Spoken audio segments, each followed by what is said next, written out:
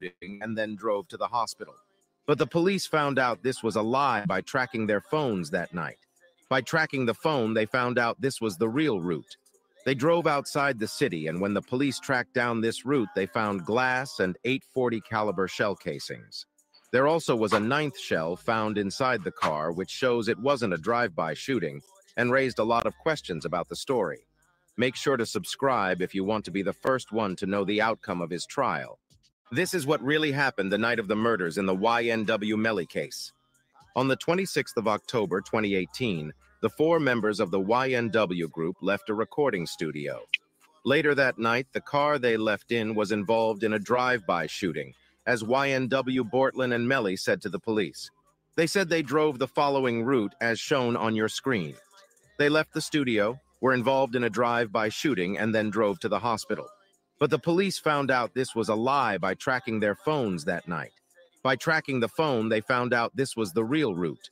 They drove outside the city, and when the police tracked down this route, they found glass and .840 caliber shell casings.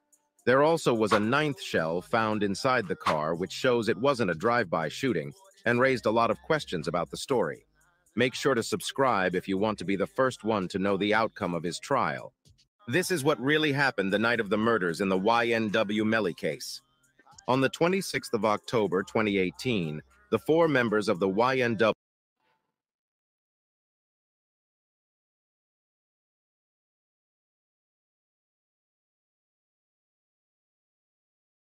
I got murder on my mind.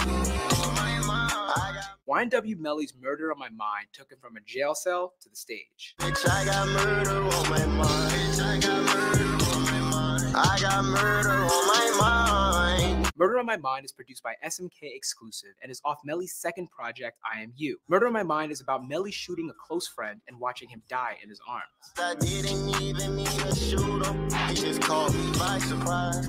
I reloaded my pistol, cocked it back and shot him twice. His body dropped down to the floor and he had teardrops in his eyes. Folks are looking at these lines with fresh eyes after Melly was charged with 2 counts of premeditated first-degree murder in February 2019. Police allege that the 19-year-old Florida rapper, whose real name is Jamel Demons, and another man named Cortland Henry, aka YNW Bortlin, shot and killed Melly's 2 friends, YNW's Juvie and Sack Chaser, and, quote, staged the crime scene to resemble a drive-by shooting. He is currently being held without bond. Prior to turning himself in, Melly took to Instagram, writing, quote, a couple months ago, I lost my 2 brothers by violence, and now the system wants to find justice. Unfortunately, a lot of rumors and lies are being said, but no worries, God is with me. Juvie and Sack Chaser were prominently featured in Melly's self-titled documentary. The doc's postscript stated that the 2 were murdered 4 days after filming completed. That day, YNW posted a photo of the 3 of them, writing, quote, they took my brothers from me over jealousy. I know y'all watching over me. While fans have pointed to Murder on My Mind as a confession, YNW says he actually thought of the song while in prison as a juvenile in 2016. I literally woke up in the jail cell and I like, wake up in the morning, I got murder on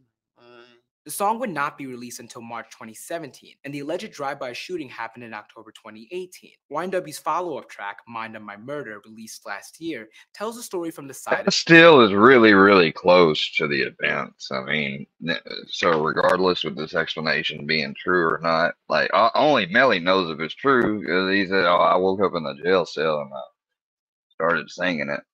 How do you know in the time, whatever he was locked up for at the time,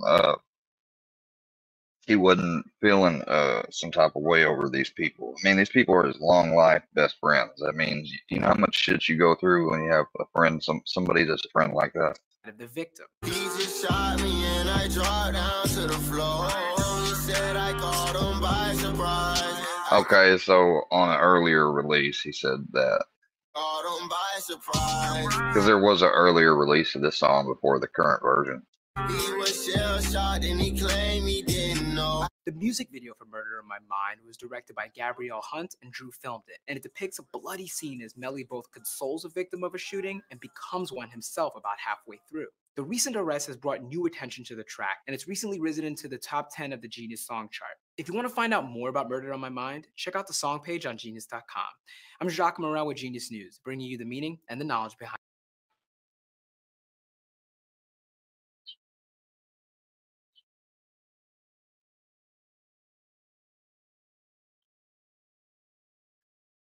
I hope he didn't kill him either, but I mean, you look at everything. Oh, wait, hold on. He did not do that shit. I got murder on my mind. YNW Melly's Hell no. The trial How for have I not rapper seen this? YNW Melly continues. The rising South Florida rapper is accused of killing two friends back in 2018. Prosecutors say that he tried covering it up as a drive-by shooting, and now his actions in court are going viral. NBC6's Heather Walker has the video. She's live with more. Heather. Yeah, it's a moment that's making many cringe. Melly blowing a kiss in court. He did it a couple times. Yeah. So he was doing it a couple times. That wasn't his first time. Yeah. Jamel Demons, known as YNW Melly or Melly, has been seen smiling and laughing in court, but it was this moment that is now being shared online. Really? He appears to be praying and then blows a kiss.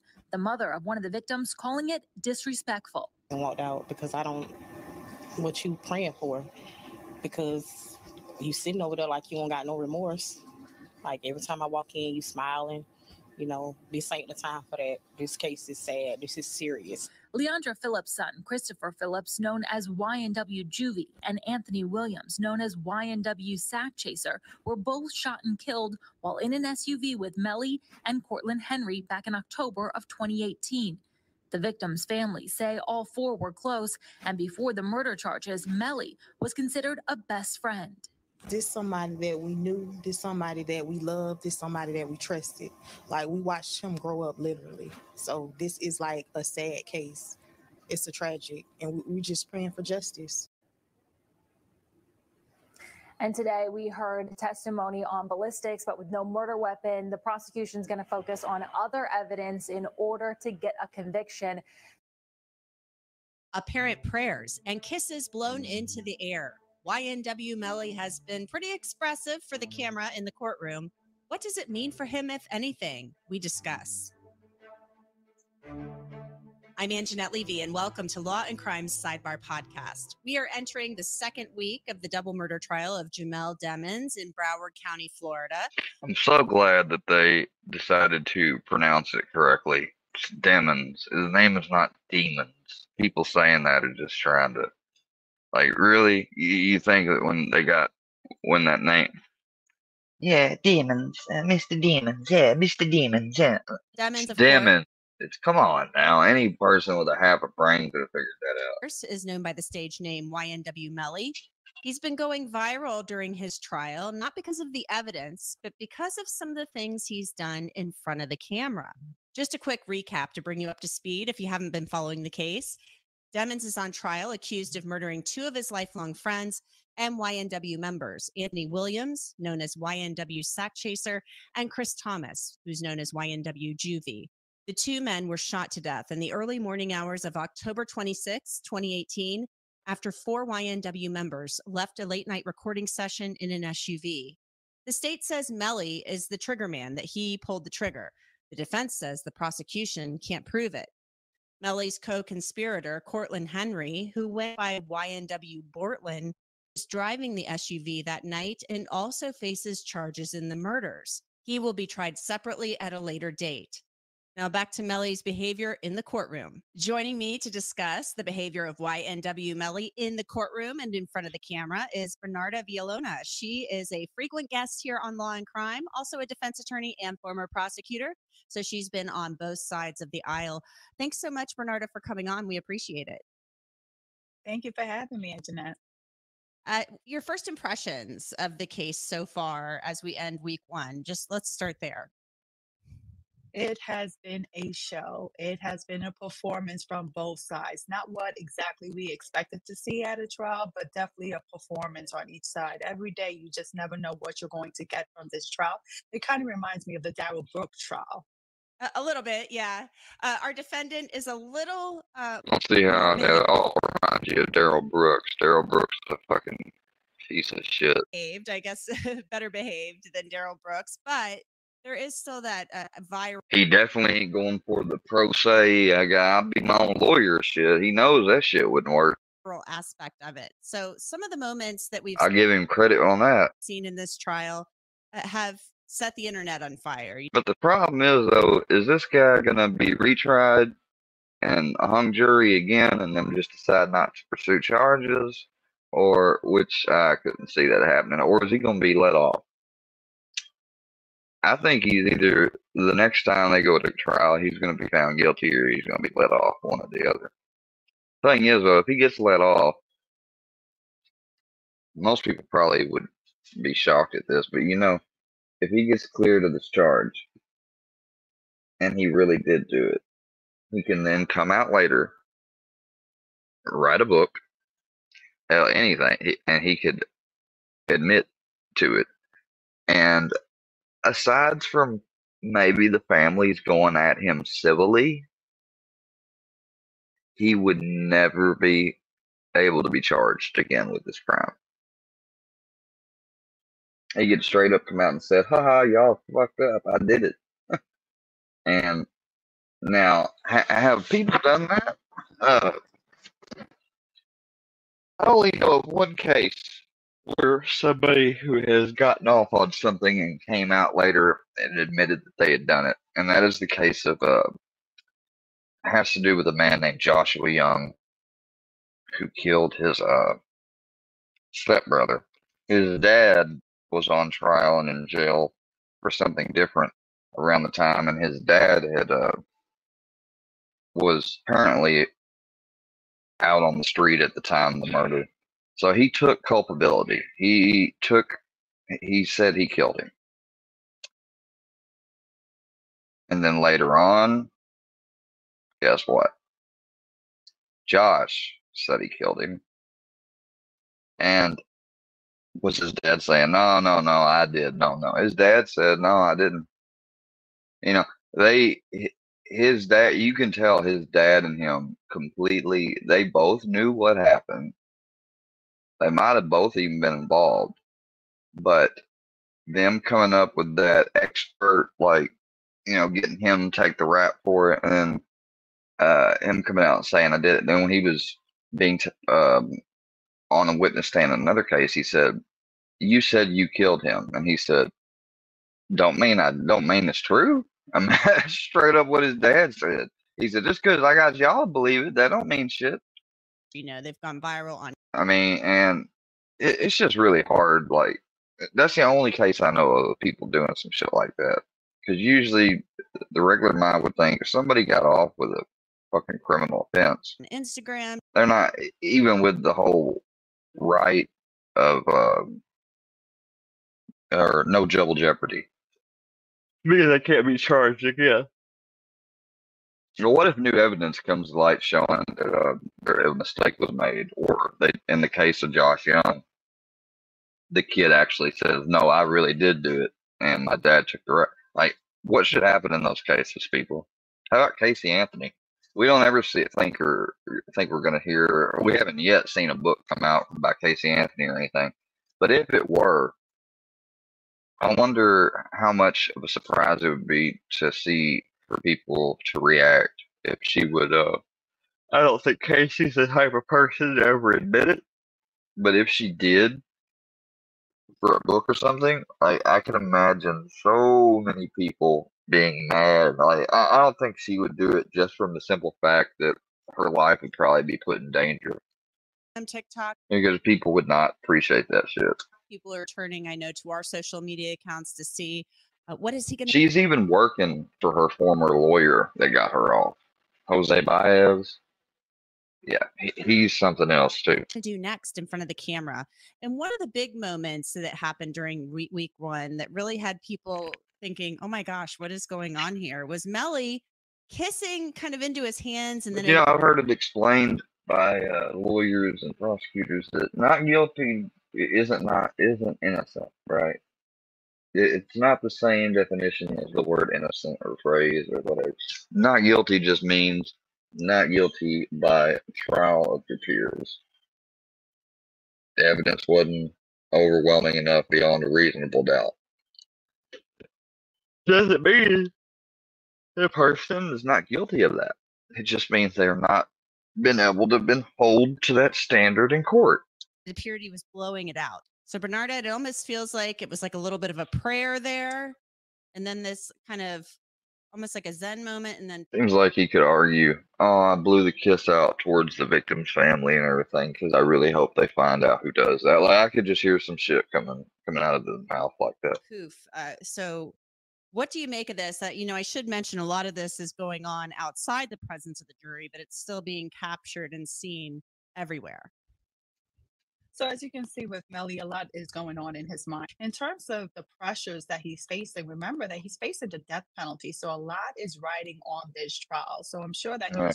And in Florida, he ain't got to have it. Just fucking 8 of the jurors agree on it. Yeah, they may have to unanimously agree for him to be convicted, and let's just say they do unanimously agree he's convicted. There's a pretty good chance he's gonna get the death penalty, because then all they got, because then you could say, well, there definitely wouldn't be 4 people. There'd have to be 4 people to be against the death penalty. You're probably right, and guess what? That's all that they need. And they can have 4 people be against it. They don't need the other 4. Probably sending a prayer and also just asking for some peace or calming down of his mind. But who knows? Because we can't get into his mind frame. I think one of the things that's important to keep in mind here and kind of preparing for this trial, I watched a lot of interviews and videos of Melly, and I remember him talking about kind of like these 2 kind of personalities within him. Melly, who's kind of chill, and Melvin, who was more protective, I guess, or maybe had more of a violent streak. And maybe there's just a lot going on within him, as you I think he could have multiple personality disorder. mentioned, that we don't know. Now, I'm not a medical professional. This is no way to diagnose, treat, or prevent any illness or cure it. Always consult your local and personal medical professional for any medical advice. He's talked to, and he even talked in one interview about having more than 2 personalities, more than the Melly and the Melvin. So do you think that might be part of what? Well, just one extra personality would qualify, but multiple, more than one, yeah, that'd definitely be multiple going on here. It's possible. You got to think, for a defendant, for a person that is on trial, especially a person that's on trial for his life, there are a lot of pressures and a lot of things to think about. And as a defendant, you're sitting there and you have to be quiet. You can't respond to what's going on in the courtroom. And he's just listening to everything that is being said, everything that is going on in that courtroom. So he's trying to get some peace in his mind, or try to lay things out or get some understanding. There's just so much going on, and it's like you never know what his personality or his mental health, how's it doing on any particular day. And that's just for anyone that could be standing trial, especially when their life is on the line. Very stressful situation. Most of us cannot understand what it's like to be in that position. Most of us have not been charged with serious crimes, and murder is the most serious crime you can face in our criminal justice system. In a lot of courtrooms, Bernarda, there are strict rules about decorum, and when a defendant can say things, of course, they can always talk with their attorneys. I've been in courtrooms before where the defendant can't, they might be able to look to their family, or they maybe give them a nod or a wave when they come in. But there's been some video that we've captured of him kind of motioning to the gallery as he exits. So Bernarda, what do you make of that?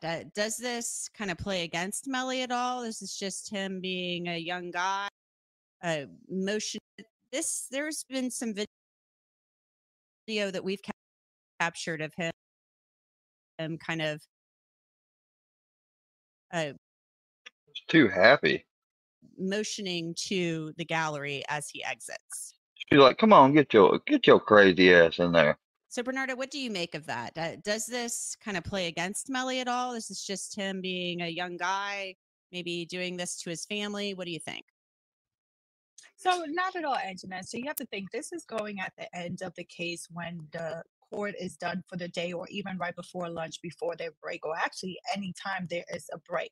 So in terms of order in the courtroom, that is all up to the judge. The judge determines what the order is going to be, what's going to be the decorum of the courtroom. Some judges do not allow the defendant to turn around from their seat or to actually address anyone in the audience. So it's all No. They'll be like, face the judge. All up to the judge. But in terms of his actions right now, it's quite common.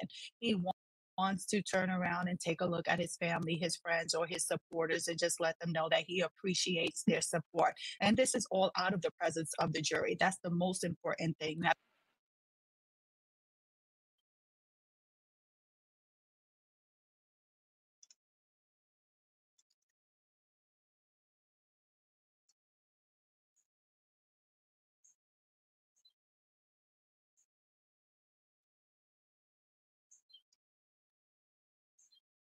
Saw you arrive about 10 minutes ago, which would have been a quarter to 11. I've been here since 9:08.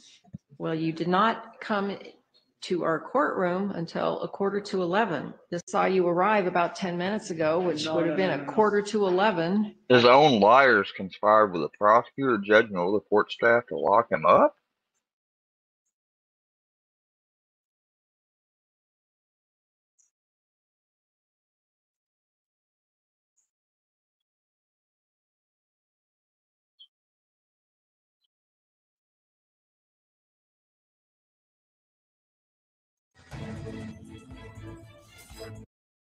Damn. He's like, holy shit. Second count of murder, possession of a firearm without a firearm ID card, and all 6 counts not guilty, please demanded. Do you understand those charges, Mr. Walls? Based on what I've heard today, Bridgewater evaluation. The gentleman, Mr. Walls, will be held without bail and held at the Devon House of Correction. All right, please reset. Damn.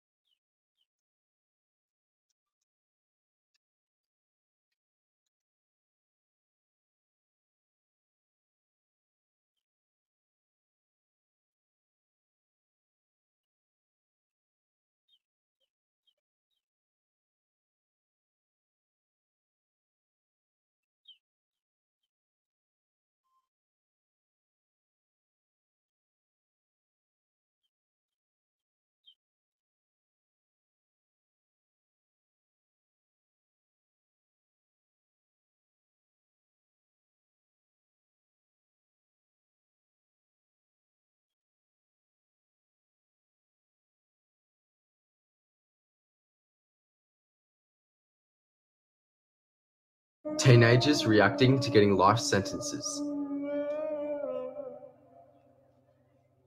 On the morning of February 27, 2012, TJ opened fire inside the cafeteria at his high school, killing 3 students. He even wore a shirt to court that had the word killer on it. And he pleaded guilty last month. When given a chance to speak, the 18-year-old Lane turned to the victims' families, made an obscene gesture with his finger, and used profanity. Crying could be heard, and people were visibly upset. Lane smirked as a prosecutor called him an evil person. A mother of one of the teens who survived addressed Lane directly. You're really lucky there's so many police in this room right now. You can smile all you want. Teenagers reacting to getting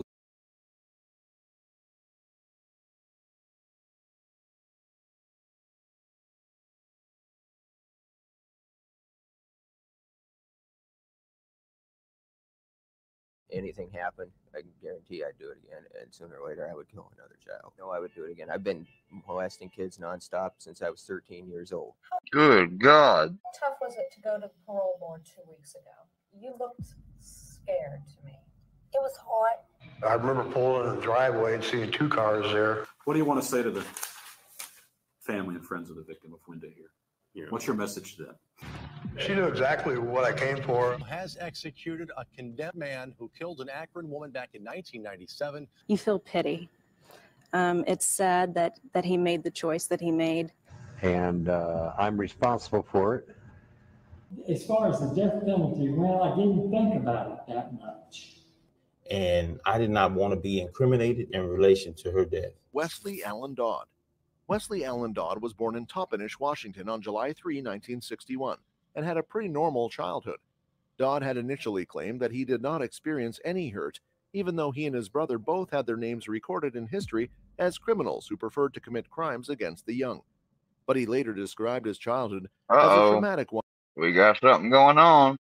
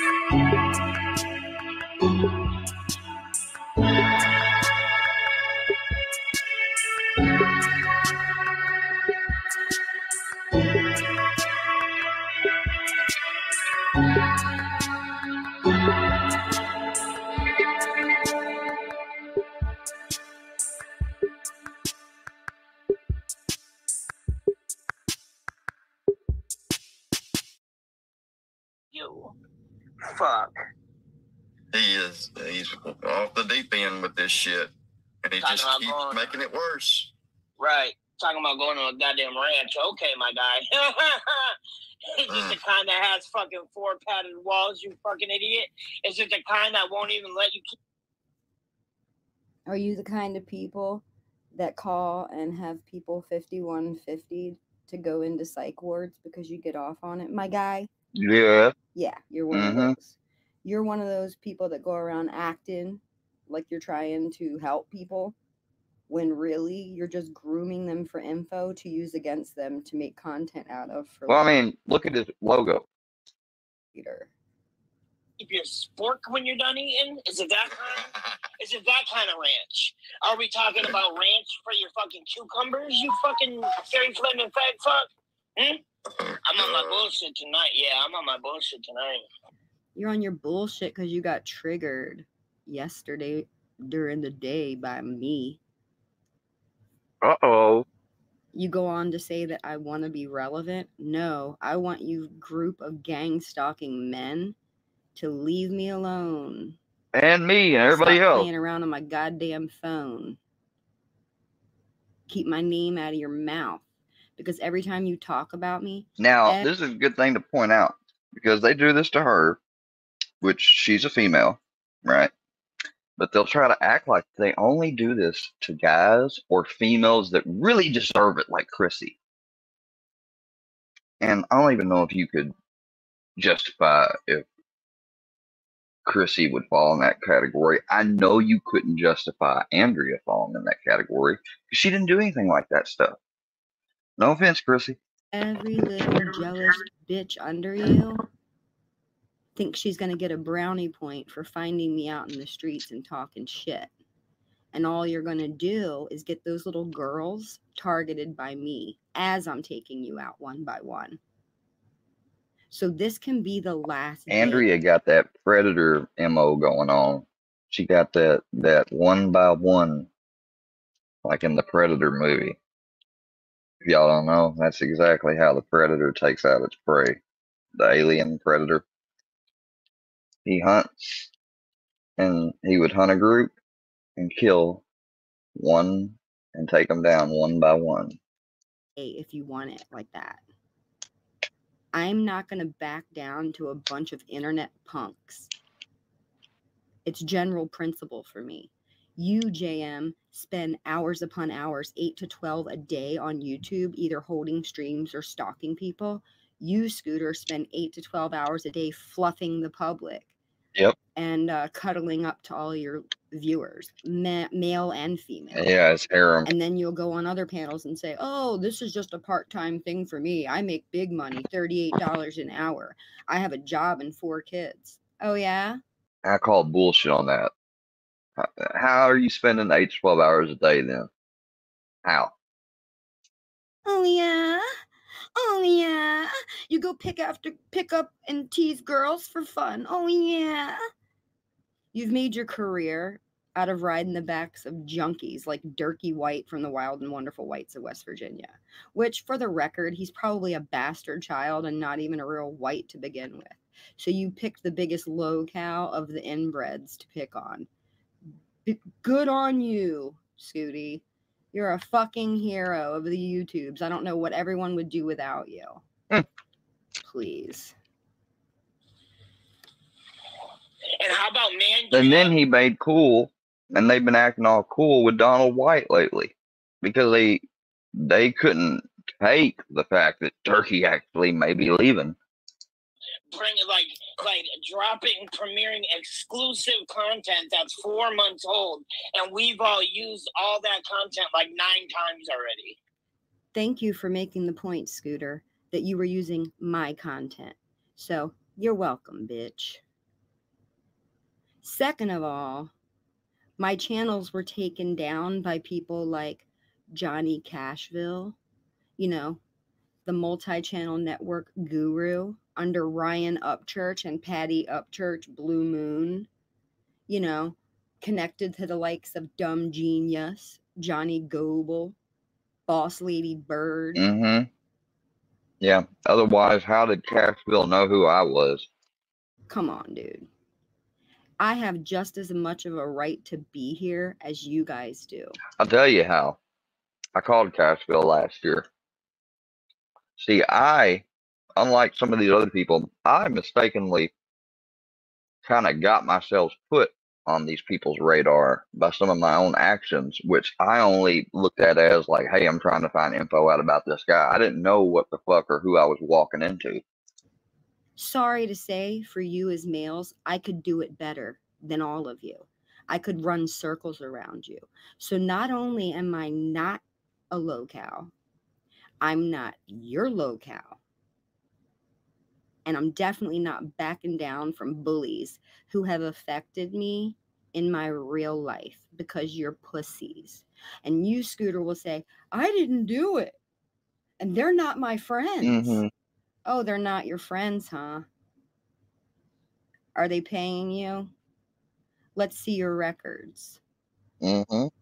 Where's your transparency? You don't see me over here collecting money to defend myself against horrible fucking YouTubers that masquerade as helpers. JM on the left says he's a first responder in EMT. If I was ever bleeding out, I would rather die than to have JM be responsible for me in an ambulance. And you, Scooter, Mr. Rich Man with 4 kids and too much time for YouTube, pfft, miss me with that shit, buddy. I spent the day yesterday premiering 3 old lives that you guys piggybacked content off of. And then my channels were struck down by Cashville, Bird, and Goble. So tell me how you're not connected to a multi-channel network of fake. Andrea, I'm sorry. I was wrong about, Andrea was telling the truth the whole fucking time, y'all. Plot twist. Trolls who are really just gang stalkers. Tell me. Trolling stays on the internet. You do things like cook up paperwork to get interviews You know, you cook up fake IG messages to discredit people so that you can get interviews with their exes, like Durkee and Callie or whoever the crackheads are that you're focused on that day. You're doing this because you're a little man, and this makes you feel better because your life is not where you want it to be right now. And it's obvious. Mandria. You guys call me Mandria because I'm not one of these little weak ass bitches that follow behind you and pick up all of your scraps. I don't let little nobodies like you breadcrumb a lady like me. You couldn't even sit at my table or serve me. So know your role and shut your mouth. And if your viewers know what's good for you, they'll leave me alone too. I don't want to be relevant in your little shitty junk box community. All of you have Suboxone under your tongue and you're popping pills all day. You're not rational humans. This is me asking for all Workyverse, Durkyverse, anybody who's affiliated with any online gangs to unsubscribe from me. Your leaders don't need to ask you to mass unsubscribe. This is me requesting it personally. I would like to drop my subscriber numbers significantly today. And if I don't, I will keep firing back.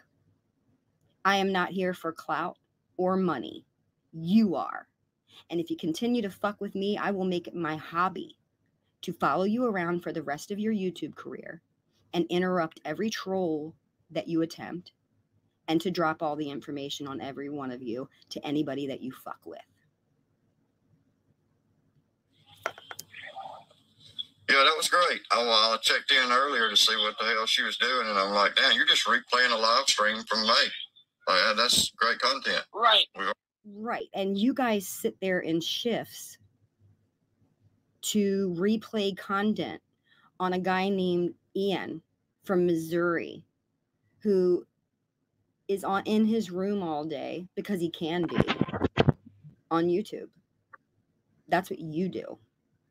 And then, as you just admitted, leaders, you used my content for content. You have used me for content. So fuck you, JM. Fuck you, Scooty. Pay me, bitches. You're under me. I'm your big sister here. Now get your fucking notebooks out and your pens. Because you're not beyond. You ain't fucking special. Your low cast, low rent viewership has convinced you of that. And you're under a heavy delusion. You're wrapped in the blanket of YouTube psychosis as you preach intervention to others and mental health to others. You are a danger to the mental health of people. You're a sick bunch. Which there is zero trolling on her part and on Arby's part. It was literally just Arby telling the truth one time about one thing. Move for me, bitch. You're mad because the truth came out. You're mad because I cut your content off at the pass and you weren't able to drag her through the mud for the rest of the summer over a photoshopped picture, which there's still questions out about that. Because I know Gene got a copy. And that's of interest to me considering the multi-channel networking connections. So keep on being fucking frauds, but do it with my name off your tongue. That's literally all that was. And I'm sure it hurt. Like, I'm sure she kind of winced a little bit just to say those words. Yes, I did. You all winced when she did it. She had a... Yes, I did. All that was. And I'm sure it hurt. But do it with my name off your tongue.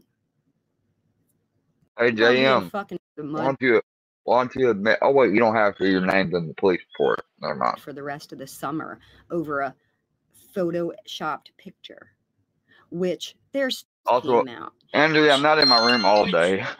There is zero trolling on her part. And this, as you preach intervention to others and mental health to others, you are a danger to the mental health of people. The delusion. Books out in your pen. So fuck you, JM. That's what you do. And then Ian from... That's great content. Right. Right. And you guys sit there in shifts to replay content on a guy named Ian from Missouri who is in his room all day because he can be on YouTube. That's what you do. Well, to be fair, I am going through a fucking taper and major depressive disorder with fucking stalkers on my tail. So, I mean, if I'm staying in my room more than usual or more than I did last year, it's because of all this shit and the fact I'm going through a taper. As you just admitted, leaders, you used my content for content. You have used me for content. So fuck you, JM. Fuck you, Scooty. Pay me, bitches. You're under me. Fuck you, pay me, bitches. I'm your big sister here. Now get your fucking notebooks out and your pens. Because you're not beyond. You ain't fucking special. Your low cast, low rent viewership has convinced you of that. And you're under a heavy delusion. You're wrapped in the blanket of YouTube psychosis as you preach intervention to others and mental health to others. You are a danger to the mental health of people. Amen. You're a sick bunch. Which there is zero trolling on her part and on Arby's part. It was literally just Arby telling the truth one time about one thing. Move for me, bitch. You're mad because the truth came out. You're mad because I cut your content off at the pass and you weren't able to drag her through the mud for the rest of the summer over a photoshopped picture. Which there's still questions out about that. Because I know Gene got a copy. And that's of interest to me considering the multi-channel networking connections. So keep on being fucking frauds, but do it with my name off your tongue. That's literally all that was. And I'm sure it hurt. Like, I'm sure she kind of winced a little bit just to say those words. Yes, I did. I know there wasn't anything going on. We'd both be mad if there was. She had a leg up on you that day. And so did I. Checkmate. 2 days after she said that, I ain't bothering you. I got your phone. she said that there were 2 people that she owed apologies to about it, and then she was gonna then that's it. She could be done with it. But she never did that part. The 2 people that she needed to apologize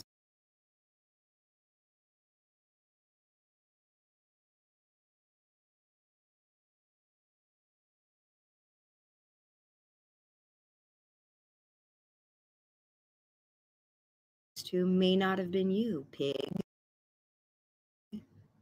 Did you ever think of that? Maybe one of them was Gene, and maybe one was another one that's not mentioned. That's none of your business, cow. You're a troll cow, and you're mooing for me right now because I did nothing yesterday except for schedule 3 premieres of content that I've already made that your buddies had taken away. You guys are a joke. I never got an apology. So who the fuck else would she be talking to about? You know what I'm saying? I don't fucking know, bro. That whole situation's weird. Andrea is just, I don't know who said it, but I think it was maybe the Ice Princess herself. She said that fucking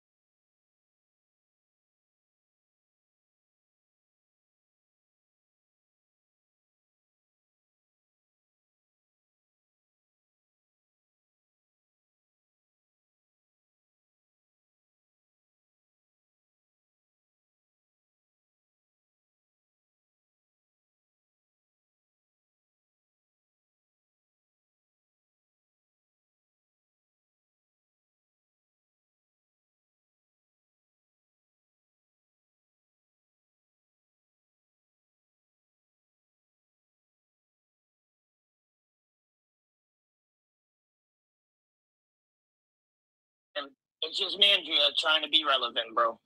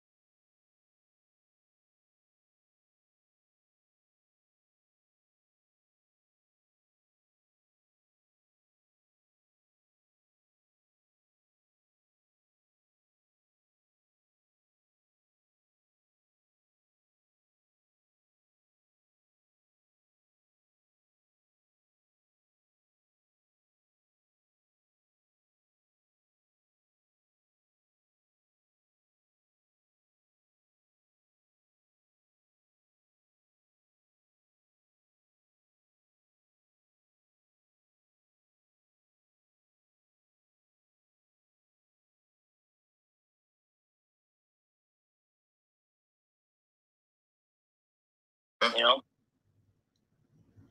Yeah, JM. Wasn't it you calling my phone the day before? This is your fault. Me coming back and coming for the workiverse has nothing to do with relevance, and you know it. You used MC and JM to call my phone, which, for the record, Scooter, you can lie about it all you want, but I strategically passed you my number.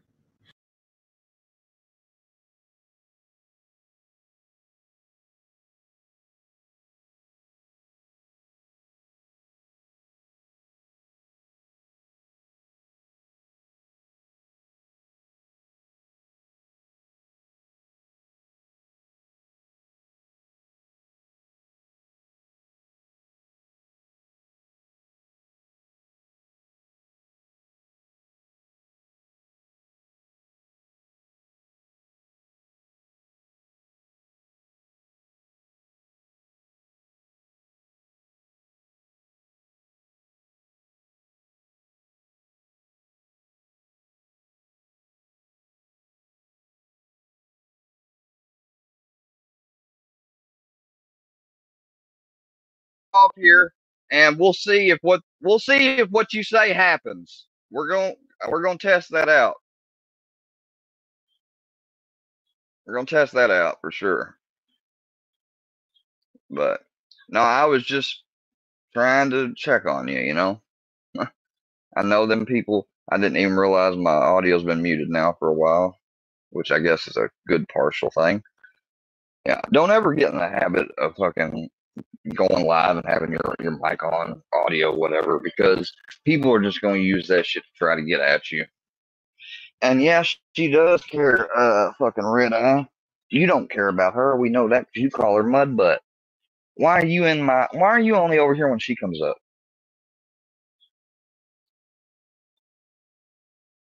She means you too. She doesn't really care. Well, if that's the case, why didn't she call me a junkie or whatever? She would go along with what y'all say if she didn't care.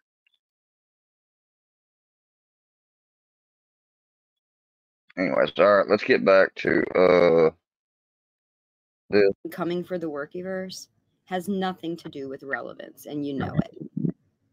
You used MC and JM. This is what we're gonna do.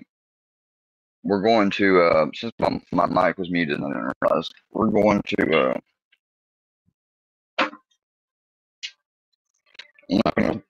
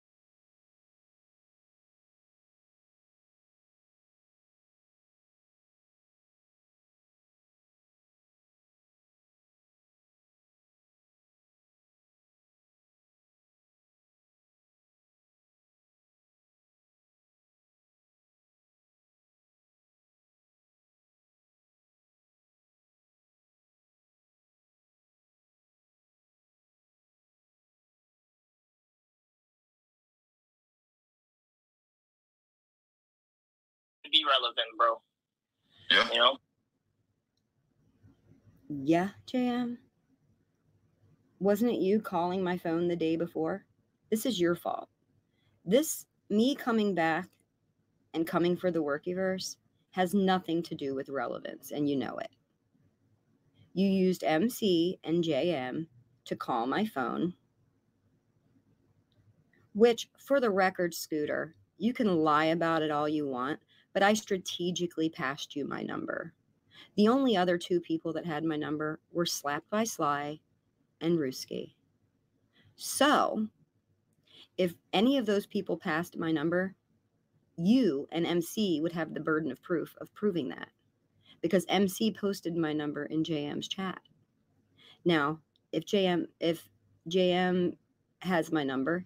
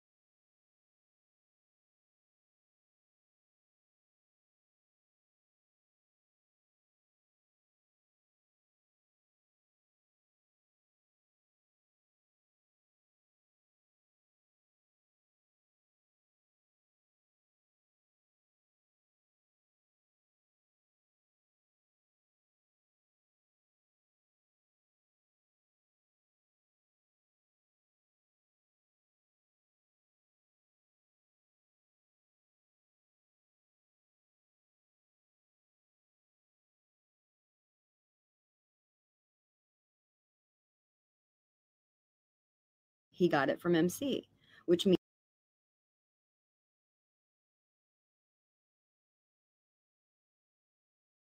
it would have had to have come from you.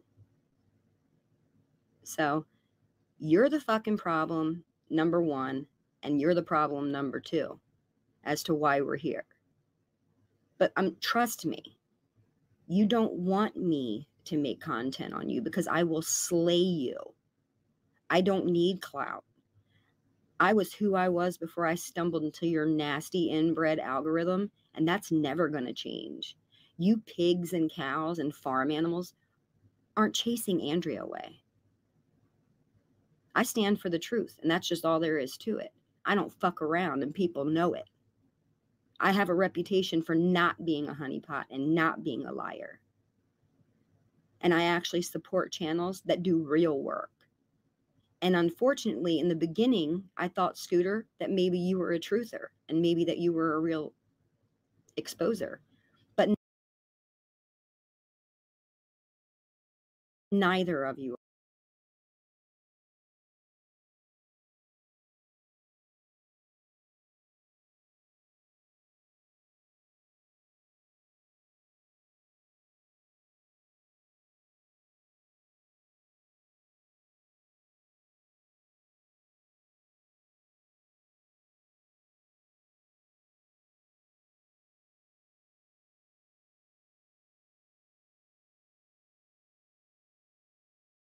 are. You're both frauds, and you're doing this for money, not for passion. You're doing it because your ego needs to be pumped up, because you're only half beings of who you used to be. Are you evolving as humans by putting drugs down? Sure, but you did that out of necessity. And now you make it your business to go troll putting drugs down? Sure, the beings of who you used to be. Are you evolving as humans by putting drugs down? Sure, but you did that out of necessity. And now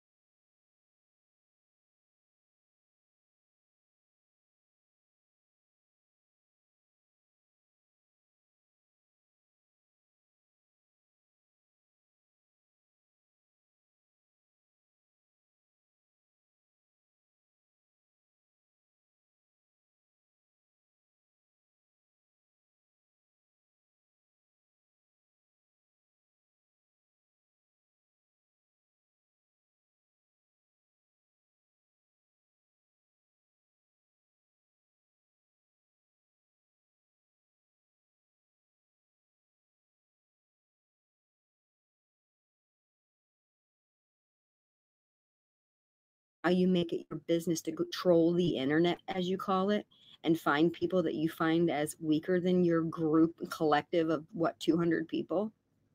People that are suffering from mental illness and drug addiction. And because you're one step above them,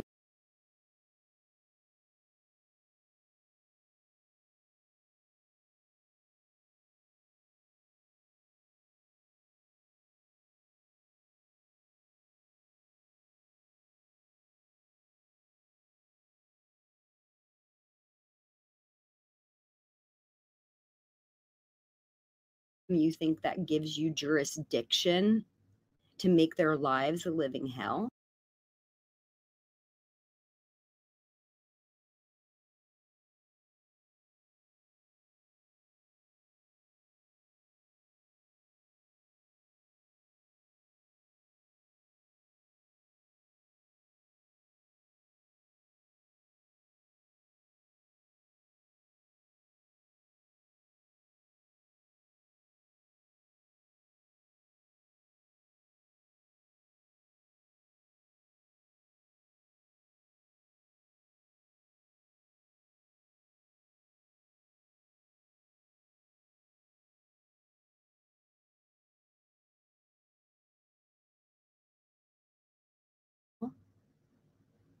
Contraire, mon frere.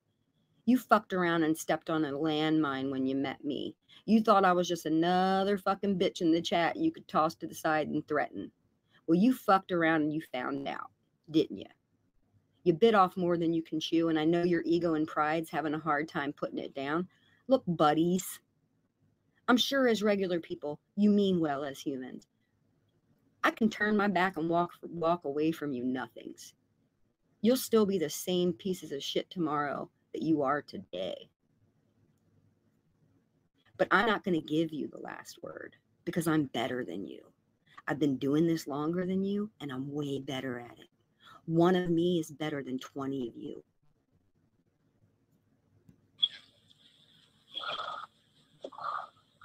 I can see that.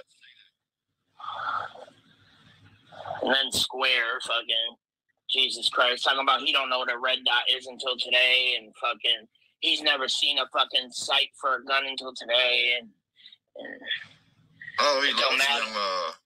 What was them?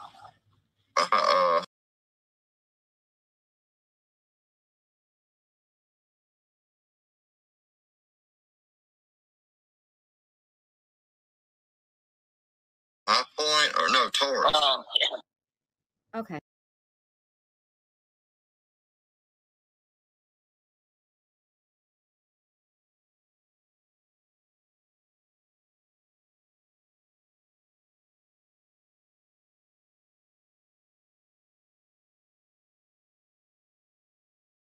Okay. So thank you. You just exposed yourself.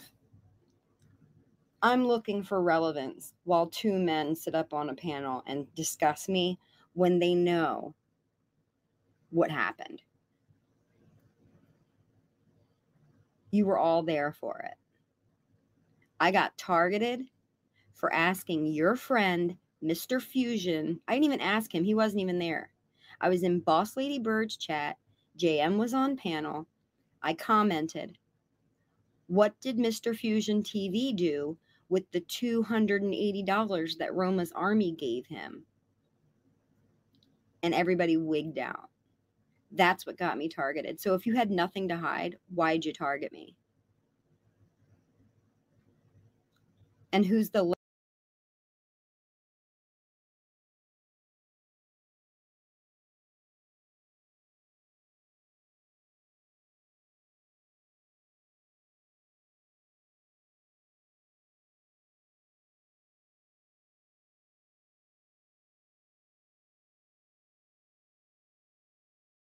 legless veteran you guys told her you were going to give the money to? Or was that just a story to cover up the fact that you were extorting her to go away so that you wouldn't troll her 1 million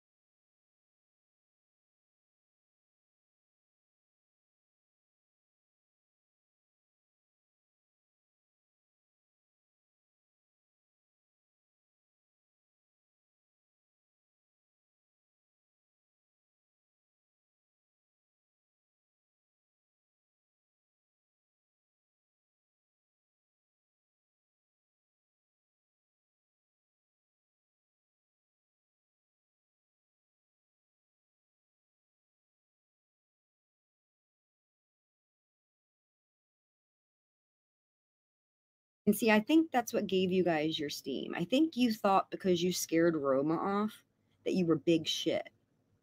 Well, guess what? I'm here to tell you you're not. And neither is Roma, and neither is Cammy. You know, the scammer girl that Scooter supported through.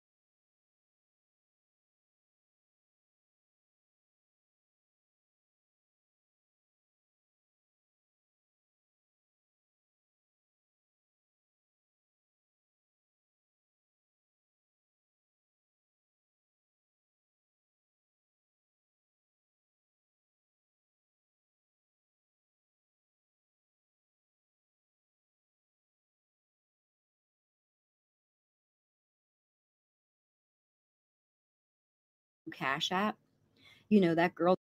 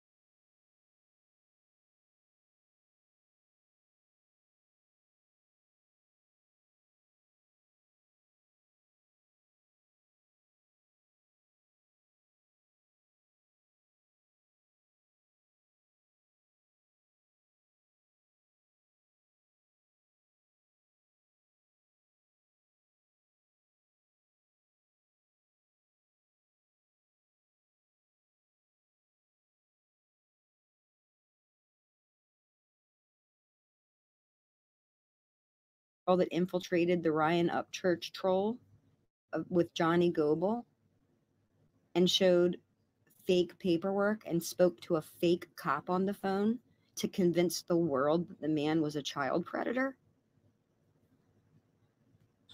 The You best did thing that, since sir. sliced bread, y'all. Taurus. You did that. Never forget it. You paid Cammy. This isn't about relevance. This is about truth, sir. So you can continue this credit against me constantly. Andrea this, Mandria that, Slandria this, Slandria that. It just proves that you're my troll cow because I'm out truthing.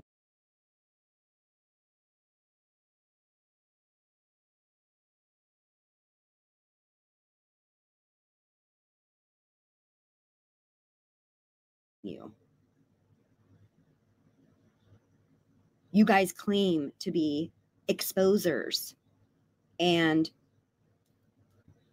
catch the scammers, and you are the scammers. You're like crooked cops of YouTube. Dude,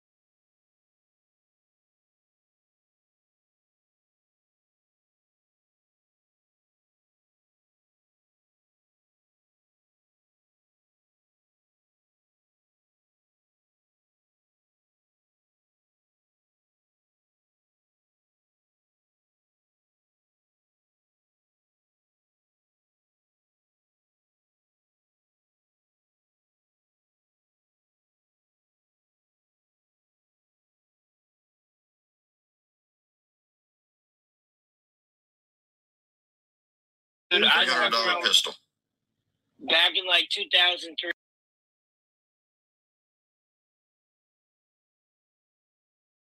I fucking carried a fucking 3.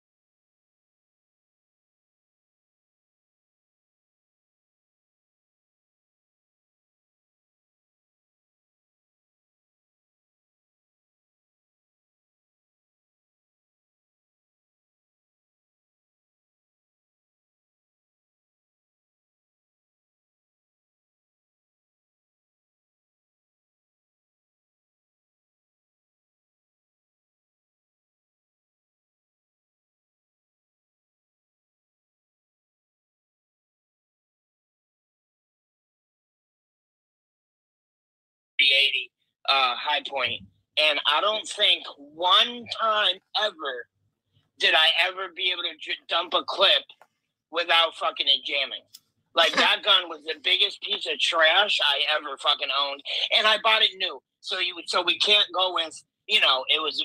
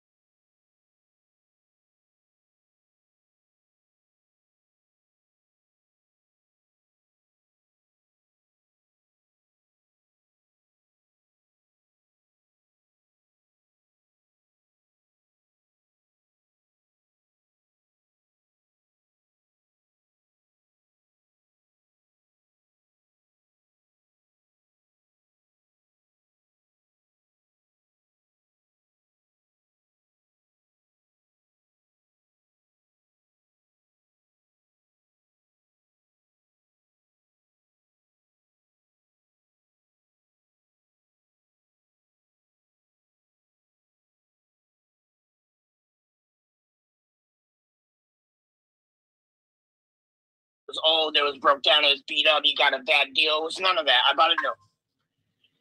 But And now, it was absolute garbage. Why don't you go on the whole rant to attract more subscribers?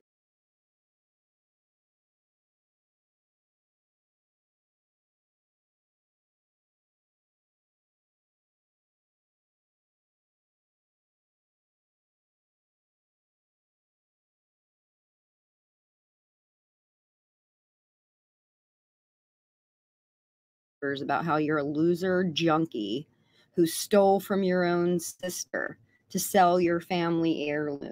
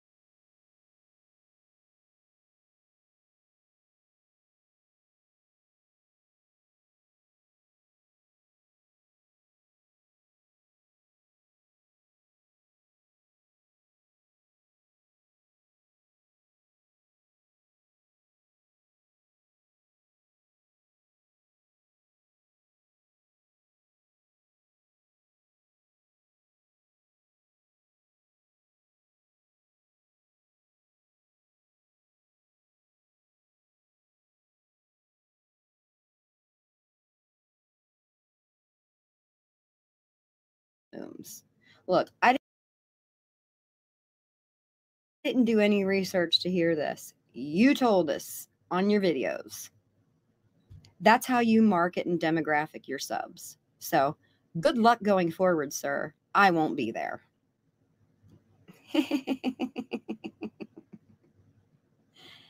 Bums, go push that pallet jack, buddy.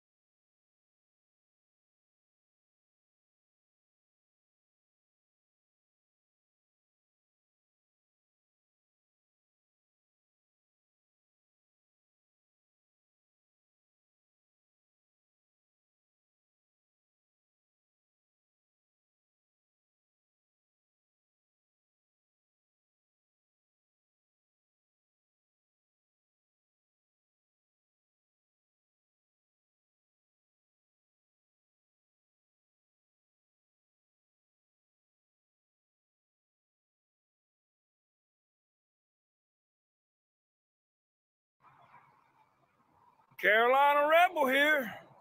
Hey, y'all. Hey, used to have a silver tooth and I was just a pup, yeah. Now I got some killers who got shotties with the pumps. I don't wanna catch the feelings, I be trying to see what's up. Got a shorty clean the business, I'm a diamond and the run it back. Used to have a silver tooth, but I was just a pup. Now I got some killers who got shotties with the Hey, used to have a silver tooth and I was just. What up, guys? I think I'll start having a little food for thought on these shorts. Man, if some of y'all had a little, confidence, you wasn't so insecure, maybe you'd go live. What up, guys? I think I'll. What?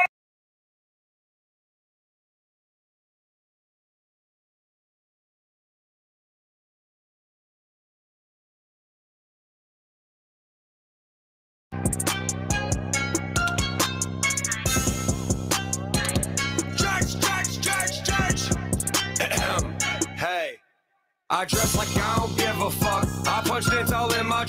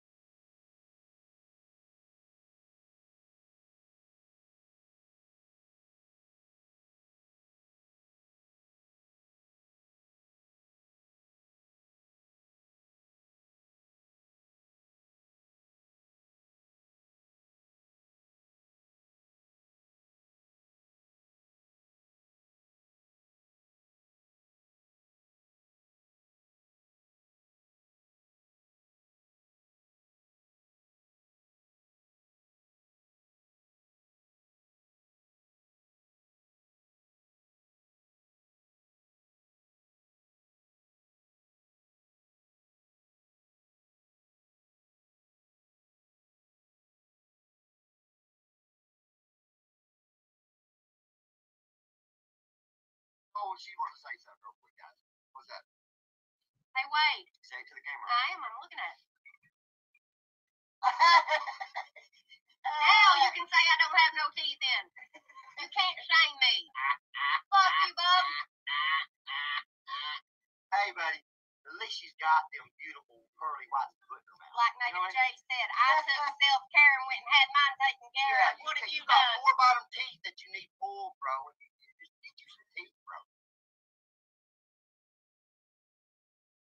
Well, she wants to say something real quick, guys. What's that? Hey, Wade. Say it to the camera. I am. I'm looking at it. Now you can say I don't have no teeth in. You can't shame me. Fuck you, Bob. Hey, buddy. At least she's got them beautiful pearly whites to put them out. Like Megan J said, I took self-care and went and had mine taken care of. What have you got done? 4 bottom teeth that you need pulled, bro. Just get you some teeth, bro. You feel better about yourself. You gotta try harder to shame me, son. I got thick skin, homie. Homie. I got thick skin, homie. Guys, we're going to drop this link right here in a second, guys. We got 133 people. 133 people. I'm going to play a little bit of music, and we're going to jump right into this, okay? All right? We're going to jump right into this. Drop where you from, you state in the chat. Come on. So now, guys, we're going to drop this link. It's time. It's time. It is motherfucking time to drop this link. Bam. Doo-doo-doo. There it is. Big bad boys. I'm calling out the big bad motherfucking wolves. I'm calling out the motherfucking wolves. Come on now.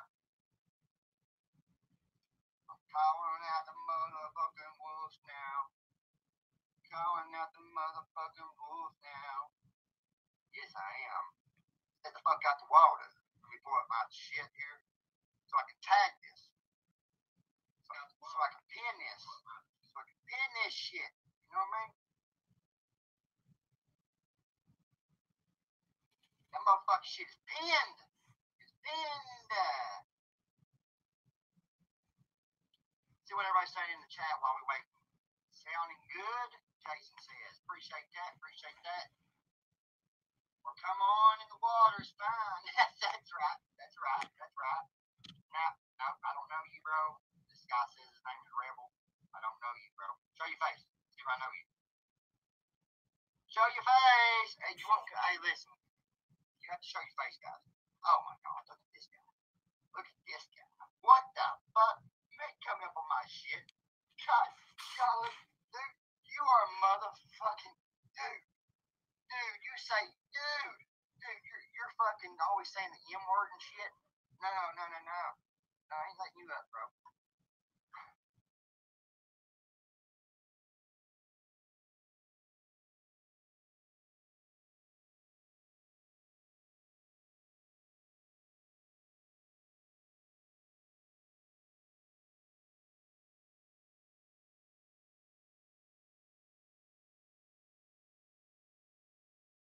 Welcome back to our channel, where we bring you the latest updates on the music industry, diving into a heart-wrenching evidence.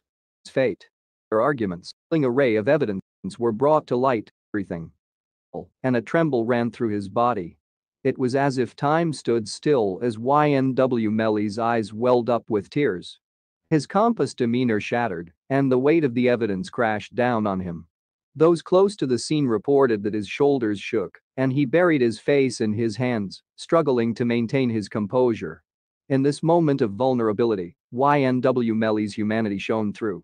Regardless of the allegations and the public eye scrutinizing his every move, he was undeniably silent, the atmosphere heavy with empathy for the tears streaming down his face. As the court adjourned for the day, the image of YNW Melly's tear-streaked face lingered in everyone's minds. The incident raised questions about the toll legal battles take on individuals, regardless of their public status. Many took to social media to express their sympathy and share their own experiences of emotional vulnerability.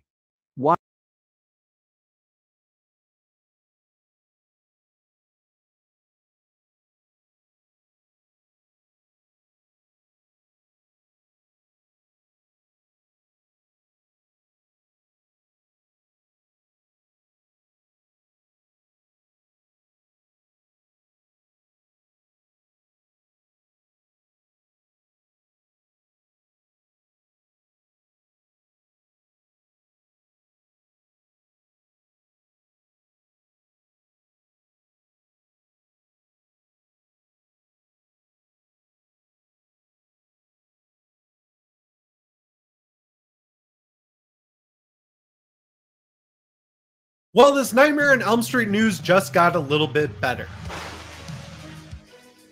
How's it going, everyone? As always, my name is Jimmy Champagne.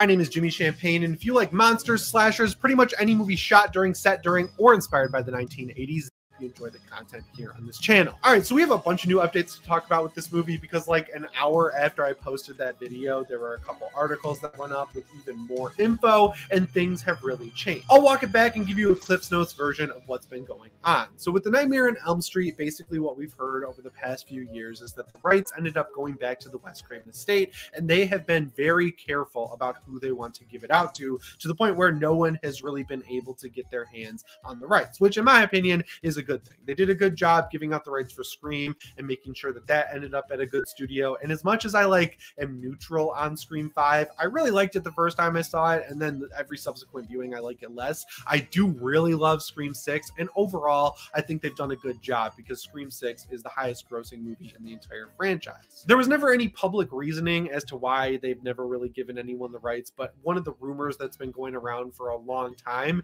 is that they had an extremely high price tag on it and people were just not really biting. So studios were kind of just waiting it out, hoping they would lower the price over time, but they realized it was kind of like a or get off the pot scenario. And then there was a bidding war where all the different companies that want to get their hands on the Nightmare on Elm Street, which I'm assuming is quite a few different studios, were throwing out different pitches and different dollar amounts. And initially, thanks to this leaker called the V-Scooper, who has gotten things right in the past about The Boys and other film franchises, it seemed like the rights ended up going to Blumhouse. Now, depending on how you feel about Blumhouse, I feel like you were totally for this or totally against this. There was no middle ground here where you were like, let's just wait and see what happens here if they do end up getting the rights. And I totally understand that standpoint because while I really enjoy the Halloween trilogy they put out, they also put out a lot of messy movies and a lot of rushed movies. And for every great movie they put out, like The Black Phone or Freaky or Happy Death Day or Halloween 2018, there are other ones that they either rush out into theaters or just throw up on Amazon Prime or on Peacock or something like that. So depending on how much effort or budget gets put into a Blumhouse movie, slam on a movie on this channel, but I just really don't ever want to see the day when film Twitter starts revisiting the remake of A Nightmare on Elm Street. But I was just personally shocked to see that it was pretty much 50-50 in my comments and for the at the same level, just because, you know, the Terrifier movies are indie movies at the end of the day. They did get picked up by the way too much noticeable CGI for me. So I'm still feeling like I don't really want this franchise to end up with him, but you know, he is busy with Batman, the Brave and the Bold, so I don't think it will. Of course, I would love to see, like, I don't really want this franchise to end up with him. Way too much whole bunch of CGI like that bridge scene in The Flash. You know, I have seen all of his movies and every single one of them, a whole bunch of CGI, expecting when the Batman is horror, and he seems to just completely ignore everything. Tremble ran through his body. It was as if time stood still as YNW Melly's eyes welled up with tears. His compass demeanor shattered, and the weight of the evidence crashed down on him. Those close to the scene reported that his shoulders shook, and he buried his face in his hands, struggling to maintain his composure. In this moment of vulnerability, YNW Melly's humanity shone through. Regardless of the allegations and the public eye scrutinizing his every move, he was undeniably a young man facing a life-changing ordeal. The courtroom was silent, the atmosphere heavy with empathy for the tears streaming down his face. As the court adjourned for the day, the image of YNW Melly's tear-streaked face lingered in everyone's minds. The incident raised questions about the toll legal battles take on individuals, regardless of their public status. Many took to social media to express their sympathy and share their own experiences of emotional vulnerability.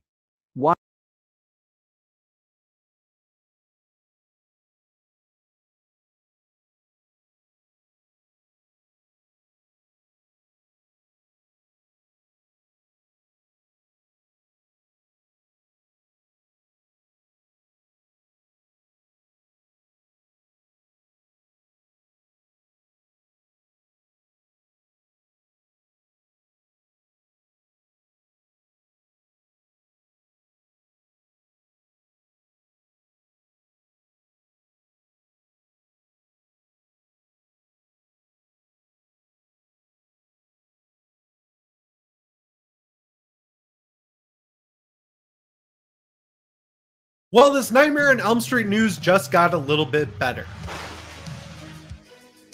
How's it going, everyone? As always, my name is Jimmy Champagne.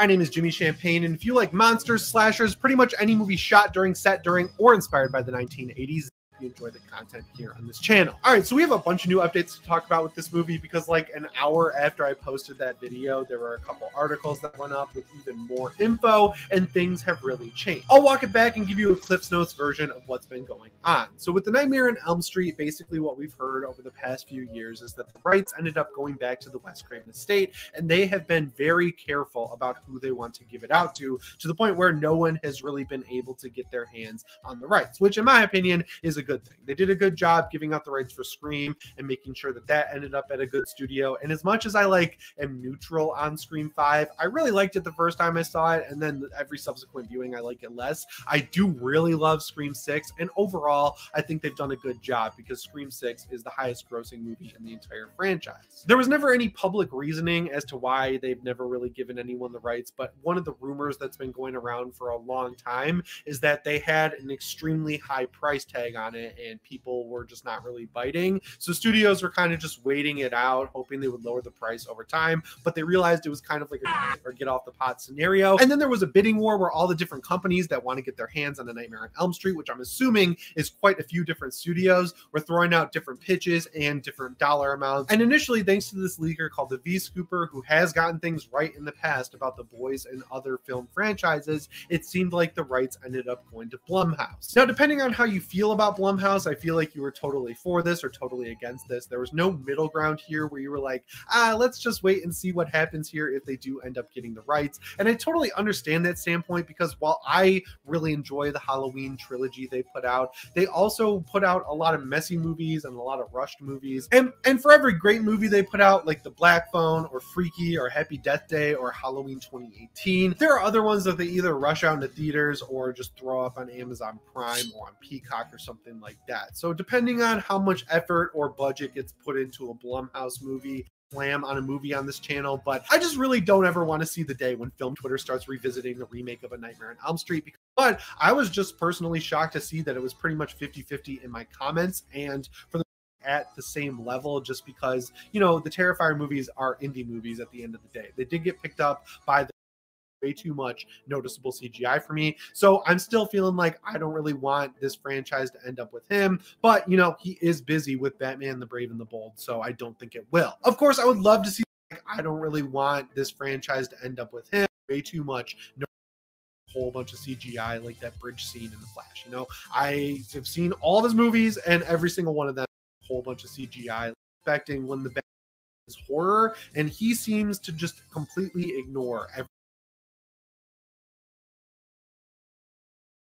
where I don't want to see stylized CGI or really CGI that I notice at all is horror, and he seems to just completely ignore everyone who complains about the CGI. And I feel like the tipping point for that was The Flash, but I'm just expecting when the Batman Brave and the Bold trailer comes out to see a whole bunch of CGI like that bridge scene in The Flash. You know, I have seen all of his movies and every single one of them has way too much noticeable CGI for me. So I'm still feeling like I don't really want this franchise to end up with him, but you know, he is busy with Batman, the Brave and the Bold, so I don't think it will. Of course, I would love to see this go to James Wan and Leigh Whannell. I think they would do an incredible job. And James Wan is kind of a golden boy over at DC, right? Like, he has the highest grossing DCEU movie with Aquaman. The movie made so much more money than I thought it would. He's done a little bit of horror since then with Malignant, but I'd really like to see him come back and take on a huge franchise again with A Nightmare on Elm Street. And Leigh Whannell would be a great writer to attach to that. I know Leigh Whannell is over at Universal working on stuff like I think The Escape is over it, and I thought it was solid, right? Like, I think it's good, but my favorite preferred genre of horror movie,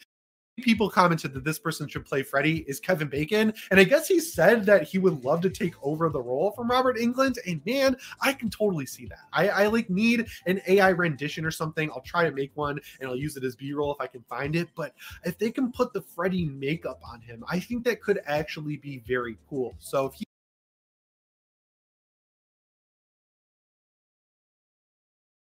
he wants to do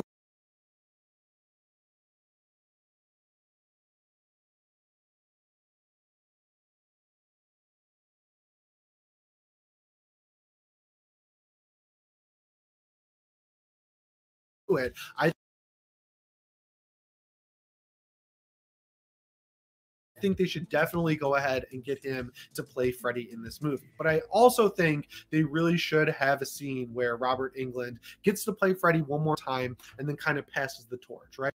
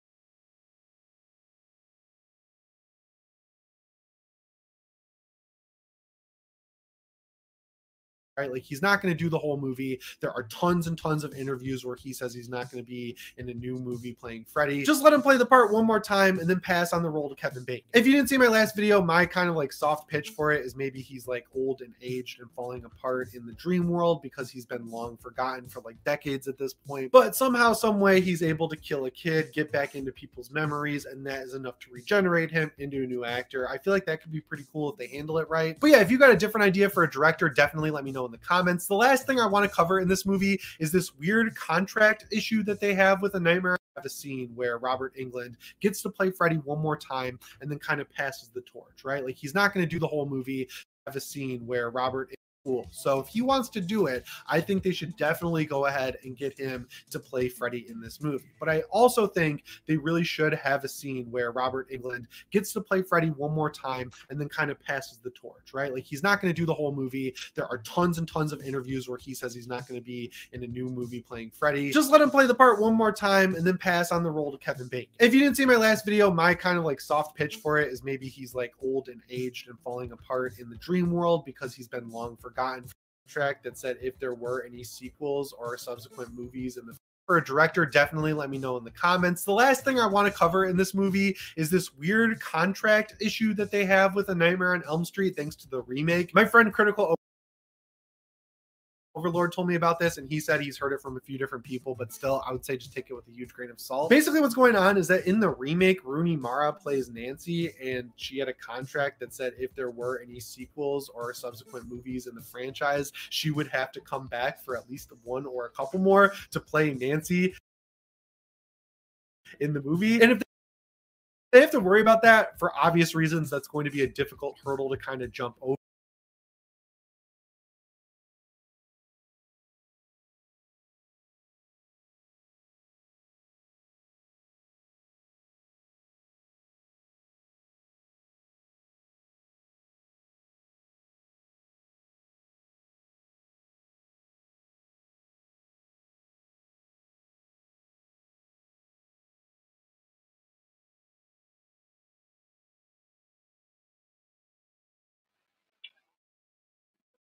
Dude, hell no. JM, stop fucking calling me, dude. No, I'm sitting here on the fucking live talking, and JM calls me. I gotta disconnect my phone from my Bluetooth. He calls, and I've got this Bluetooth device that links it to both of them, and I guess it automatically answered whenever I've pushed it or something on accident. And he fucking answers.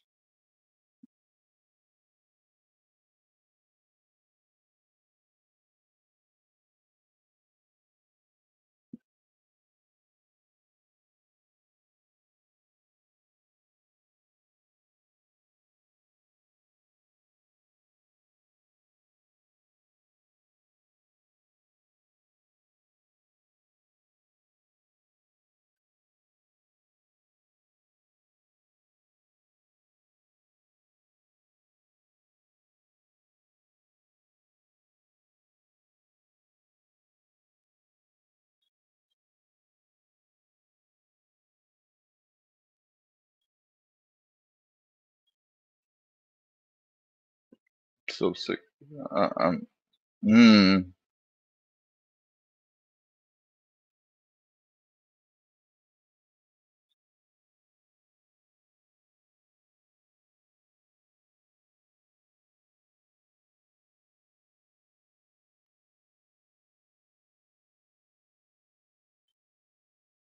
I've got to get my fucking I gotta get my phone's number changed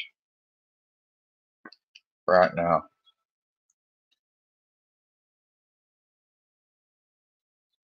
Sasquatch has called me. Sasquatch, you're blocked. Don't call me. Huh. I'm not gonna talk to you, dude. You live in Missouri, like, so what? Are you gonna be the one that tries to get brownie points by everybody by being the first to come here? You know, like nobody might beat you to that. He technically was the first, but are you gonna be the first that tries to come here and actually like, you know, make me encounter you? That's what these people are gonna do next. They're gonna try to make me encounter them. That way, something has to happen, and they'll get it on tape. Welcome to AT&T.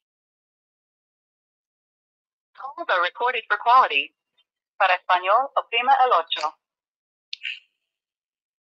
Oh, I forgot. I gotta call my granddad because I don't fucking or something. I'm supposed to. I don't know the passcode. He's told me before, but I always forget it.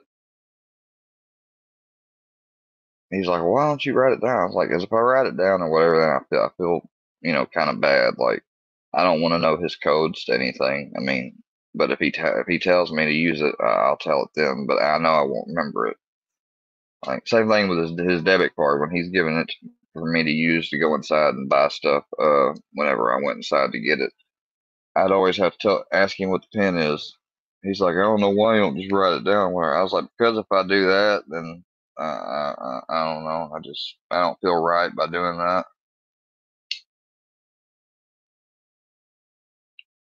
It's like I got a Google wallet that's got my cards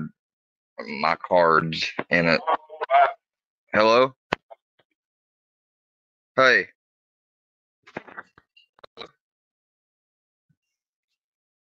Hey, can you tell me what the passcode is for AT&T so I can get my number changed?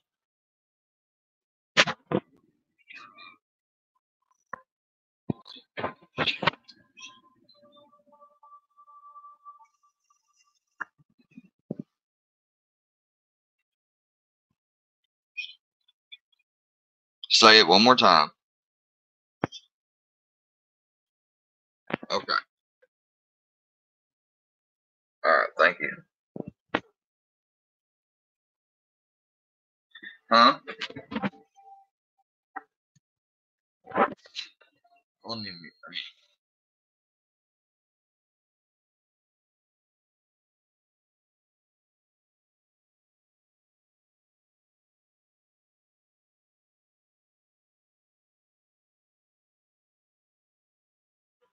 You can stop calling people from Missouri, Indiana, Ohio numbers. It don't matter if you call me from a DC number. I'm not answering it.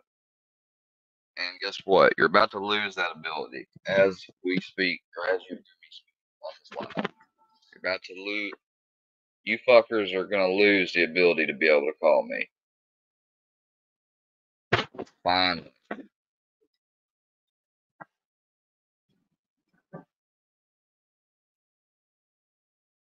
Change my number.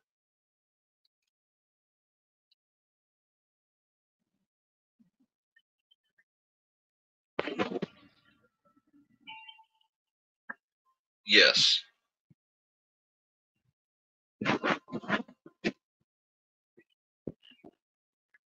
Yes.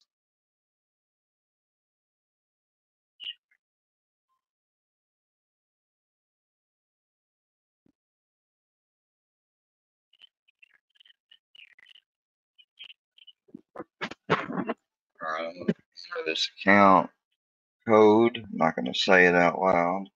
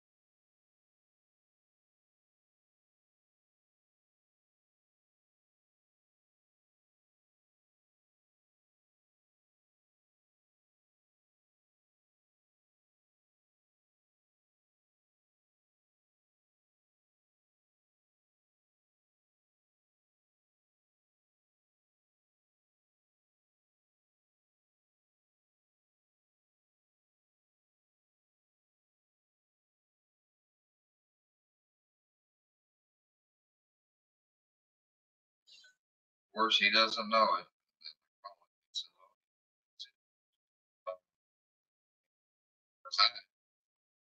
He's wanted to do it. I had no problem doing it, but I was like, he said, well, okay, go ahead and do it. I said, all right, I'll do it. Then I asked for passcode. Now I can't do it.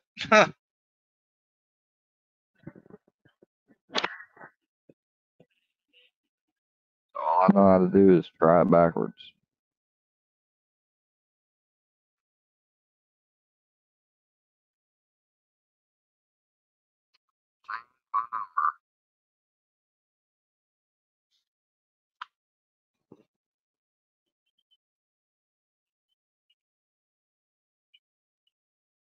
Yes.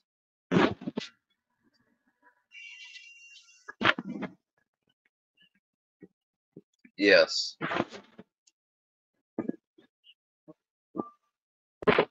Yeah. Hello? What is it again now? I got him on the phone. I was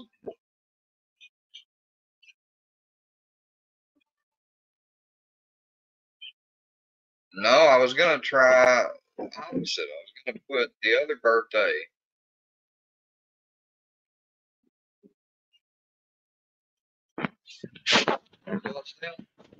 Something when you stay on